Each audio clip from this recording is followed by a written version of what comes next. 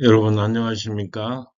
오늘 강성률 철학TV 제112강은 백마가 남긴 알에서 탄생, 박역거세, 그러니까 신라의 건국신화가 되겠는데요.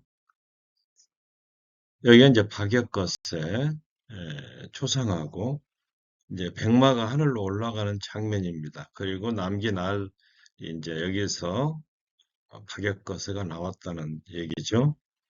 오늘 강의 순서를 말씀드리도록 하겠습니다. 알에서 이제 박역거세가 나왔다.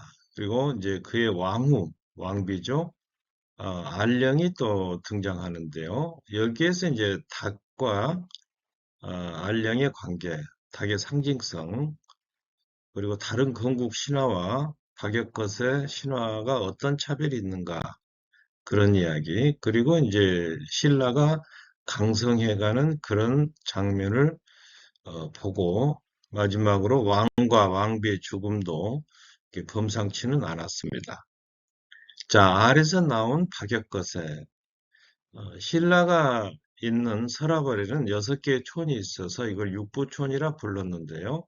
각 촌에는 촌장이 있어서 그 안에서 일어나는 대소사를 관장했습니다. 그리고 육촌장들이 모두 모인 화백회의가 있었는데 여기에서 만장일치제로 육촌 전체 문제를 결정하고는 했습니다. 자, 그러던 어느 날 기원전 69년에 화백회의가 열렸는데 육촌에는 임금이 없어 백성들이 법도를 모르니 임금을 추대하고 도읍을 세우자, 이렇게 의견이 모아졌습니다. 여기는 육부촌장의 그 유패가 모셔진 양산제, 경주시 탑동 양산 아래에 있습니다. 자, 그래서 이제 육부 총장들이 산에 올라서 서랍을 땅을 굽어보니 남산 기슭에 나정 우물가에 신비한 기운이 서려 있어서 모두 그곳으로 갔습니다. 여기는 이제 남산의 현재 위치고요. 여기는 이제 나정입니다. 나정. 그래서 이제 후일 이 양산 지역이 불교 중심지가 되고 남산에 수많은 불교 유적들이 남게 되기도 합니다만은, 자, 그래서 이제 육부 촌장들이 내려가 보니까 우물가에는 흰말이 한 마리가 있다가 육부 총장들이 나타나자 말은 하늘로 올라가 버리고 우물가에 큰 알이 하나 놓여 있었습니다. 그리고 여기에서 건장한 사내 아이가 나왔는데 이때가 기원전 69년의 일이었습니다. 이 아이의 몸에서 광채가 나고 해와 달이 또 밝게 빛났습니다. 그래서 육촌장들이 이 아이의 이름을 박격거세라 이렇게 부르고 왕으로 초대했습니다. 그래서 이 박격거세 왕은 나라 이름을 서라벌이라 하고 스스로를 거서관이라 정했는데, 거서관이란 말은 왕이나 혹은 귀한 사람이라는 뜻입니다.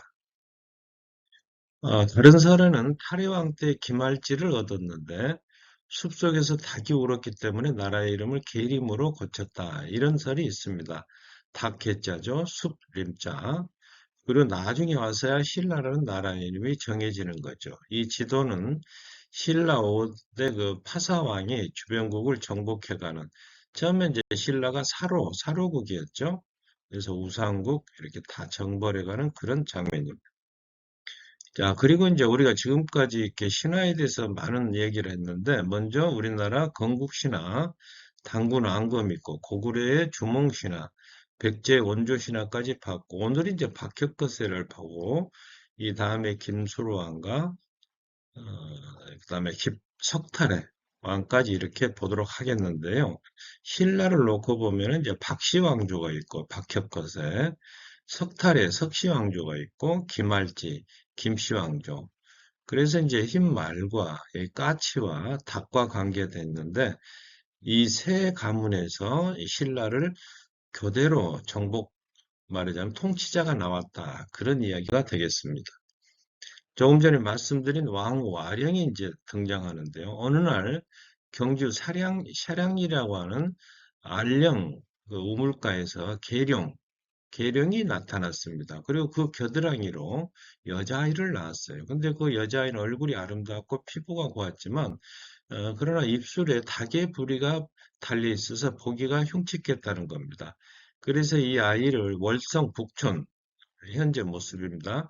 이일이 데려가서 목욕을 시키자 불의가 떨어지고 매우 고운 자태를 드러냈습니다. 그래서 현재도 지금 이 천의 이름을 발천이다.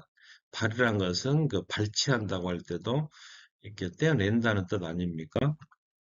그리고 이 아이가 13세가 되자 왕으로 추대했고 이름을 알령으로 지었는데 그 까닭은 이 사량리의 알령 우물가에서 이름을 따왔다는 겁니다. 현재 모습입니다. 그리고 박혁거세와 알령의 나이가 같았는데 이 사람들이 이 두 사람을 성인이라 부르면서 크게 좋아했다. 그런 얘기.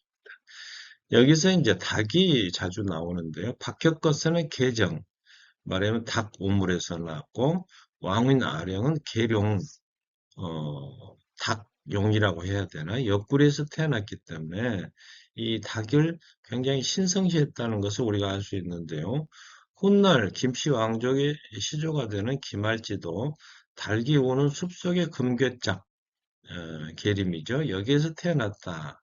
그래서 신라인들이 닭을 매우 신성한 동물로 여기고 있었다는 사실을 알 수가 있습니다.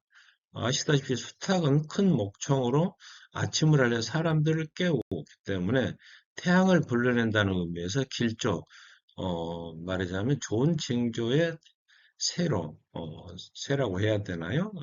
네, 동물로 이렇게 알고 있었다는 겁니다.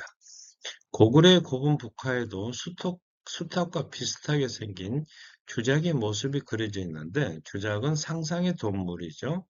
붉은 새를 총칭해서 붉은 봉황과 동일시되기도 합니다만은 오늘날 서울 광화문의 천장에도 이런 주작의 모습이 그려져 있습니다.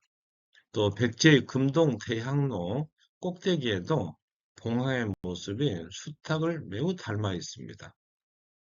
박혁거스라는 이름에 대한 말씀을 드리자면 사내 아이가 알에서 나왔는데 이 알이 박과 같이 생겼어요. 그래서 사람들이 박이라 이렇게 부르기 때문에 성을 박씨로 삼았다. 그래서 박혁것의 알령 두 성인의 나이가 13살 때 왕과 왕후가 되는데 혁거세라는 말은 밝은 빛으로 세상을 다스린다는 뜻입니다. 그래서 이 말 자체가 또 신라 왕권을 신성하는 데 있어서 결정적인 구실을 했다. 그것은 마치 단군 왕검이 홍익인간, 모든 인간을 이롭게 한다는 이념으로 설명되는 것과 같은 맥락으로 이해하시면 되겠습니다. 여기 옛날 시골에 초가집에 얹어 있는 이제 박의 모습입니다. 다른 건국 신화와 박혁거세 신화의 차이점이 있는데요. 신라에는 건국 시조인 박혁거세 외에 석탈해와 김할지에 대한 신화도 있습니다.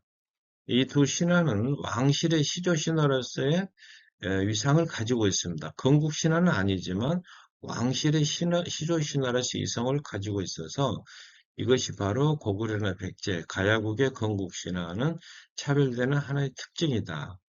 이 말은 세계 왕실 시조 신화가 남아있다는 것은 신라에서 박씨, 석씨, 김씨가 교대로 왕위를 계승했던 역사를 반영하는 거 아니냐. 여기는 이제 박격거세, 여기는 석탈해, 여기는 김할지 모습입니다. 신라가 이제 강성해지는 장면입니다. 외인들, 오늘날 일본 사람들이 변경을 침범하다가 시조가 박격거세를 말하겠죠. 거룩한 덕을 지니고 있다는 말을 듣고 되돌아갔다. 이런 문헌이 나와 있고 왕이 육부를 두루 다니면서 위무하고 위로하고 격려했던 거죠. 백성들을.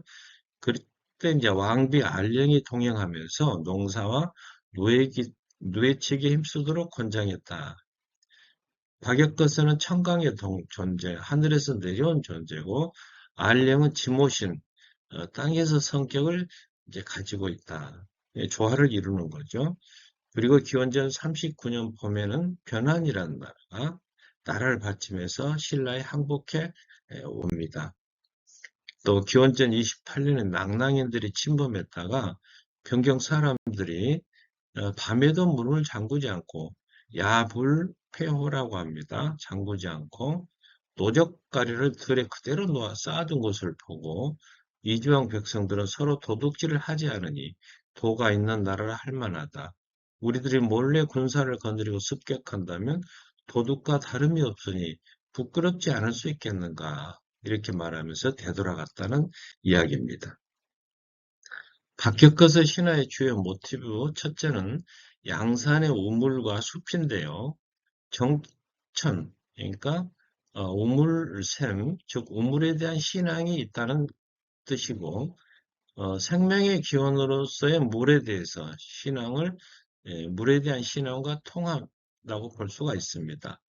왕비 안령도 안령정에서 안령정에서 이렇게 태어났지 않습니까? 나정 옆에 숲은 단군 신화에서 신단수, 또 김말지가 태어난 계림과도 연결이 된다. 이렇게 볼 수가 있습니다. 두 번째 모티브는 신성한 말인데요. 우물가에 있던 흰말이 승천했다는 말씀 드렸죠. 흰색은 그 자체가 신성한 의미를 지니고 있고 또 흰말은 천상과 하늘과 땅을 연결하는 메신저 역할을 하는 것으로 이해할 수가 있습니다. 그래서 경주 천마총에서 발굴된 천마도에도 신라인들의 백마 숭배가 잘 나타나 있다. 이 모습이죠. 그리고 말이 길게 울며 하늘로 올라갔다는 말은 박역거세가 하늘에서 내려온 존재임을 드러내고 청강, 하늘에서 내려온 신하로 이렇게 성립이 된 겁니다. 세 번째 모티브는 알인데요. 난생이라고 그러죠. 알에서 태어났다고 하는 이 신화의 모티브를 또 가지고 있습니다. 난생의 요소가 있는 신화에는 주몽신화도 있고 가야의 김수랑 신화에서도 나옵니다. 이 부분은 이 다음에도 나옵니다만 그래서 박혁것의 신화를 이렇게 보면은 청강, 하늘에서 내려왔다는 것과 난생, 알에서 태어났다는 한국 고대 건국 신화의 주요 모티브를 모두 갖추고 있다. 이렇게 볼 수가 있습니다. 왕과 왕비의 죽음인데요. 박격거세 왕은 61년 동안 신라를 통치하다가 하늘에 오릅니다. 그런데 7일 후에 그 죽음의 시신이 땅에 떨어져 흩어지고 말았는데요. 왕후도 따라 죽자 사람들이 합장하고자 했는데 큰 뱀이 나타나서 이 일을 회방 놓는 거예요. 그래서 사람들이 오체 다섯 몸뚱이를 다섯 응에 먹고 이걸 오릉이라 불렀다. 혹은 뱀살자를 써 사릉이라 불렀는데 여기가 이제 담엄사 부쪽 왕릉에 있습니다. 경주시 탑동에. 그리고 또 다른 설로는 오릉을 박혁컷의 알령, 2대 남해왕, 3대 유리왕, 5대 파사왕의 능묘로 보기도 한다는 거죠. 그리고 이제 박혁거세가 죽자 그의 아들자 태자인 남해왕이 왕위를 계승한 겁니다. 또 시조 박혁거세 묘의 제사를 친누이 안호가 맡아 지냈는데요. 안호는 어머니인 알령의 역할을 이어받은 것으로 간주가 돼서 두 여성은 신라 사회에서 여성 사제가 갖는 정치적 의미를 상징한다. 이렇게 볼 수가 있고 두 아이 박혁거세와 그의 왕비가 된 알령이 같은 날에 태어나 배필로 맺어졌다는 것도 하나의 특징이라고 볼 수가 있습니다. 나중에 이 별신굿이라고 하는 것이 생겨났는데 이것은 남녀 신령의 강림과 그 짝지어진 사례를 연상케 하는 겁니다. 그리고 죽음이 흩어졌다, 시체가 흩어졌다고 하는 것은 우리나라 신화에는 유래가 없습니다만은 시베리아 샤머니즘의 성무식에 대응한다. 그런 설도 있습니다. 여기 별신굿이라고 하는 것은 무당이 제사는 큰 규모의 마을 굿을 말하는데 복합적인 동제, 마을 잔치다 이렇게 보시면 되겠습니다. 오늘 강의를 정리해 드리도록 하겠습니다. 신라 서라벌의 육부 촌장들이 모여서 화백회의를 한 결과 임금을 추대하고 도읍을 세우자는데 의견이 모아져서 남산 기슭의 우물가에 흰말이 나타났는데 육부 촌장들이 다가가자 말은 하늘로 올라가고 우물가에는 큰 알이 하나 있었는데 이 알에서 박격거세가 태어났다. 그리고 샤랑리의 알령 우물가에서 계령이 나타났는데 겨드랑이에서 여자아이를 낳았고 여기에서 왕비 알령이 태어났다. 신라인들은 닭을 매우 신성한 동물로 여겼다. 계림이란 유명하지 않습니까? 건국 시조인 박혁거세 외에 석탈이와 기말지에 대한 신화도 있는데 이 말은 신라에서 박씨, 석씨, 김씨가 교대로 왕위를 계승했던 역사를 반영하는 거다. 이렇게 볼 수가 있겠습니다. 신라는 그 후로 이제 왜군, 변한, 낙랑이 함부로 침범하지 못할 정도로 강성한 나라가 됐는데요. 박격거스 신화의 그 주요 모티브라면은 흰 말이 승천했다, 천상적 존재이라는 것과 난생, 아래서 태어났다는 요소를 다 가지고 있고, 박격거스 왕이 죽자 그 시신이 땅에 흩어졌는데 왕과 왕후를 합장하고자 했지만 큰 뱀이 나타나서 방해하자 몸을 다섯 능에 묻었다. 그래서 오릉이나 사릉이라 부르는데 또 박혁거스 묘의 제사를 친노의 안호가 맡음으로써 여성 사제가 신라에서 갖는 의미도 우리가 반추해 볼 수 있겠다. 유튜브 강성일 문학 TV도 많이 시청해 주시기 바라고 오늘 영상이 좋으셨다면 구독과 좋아요 부탁드립니다. 감사합니다.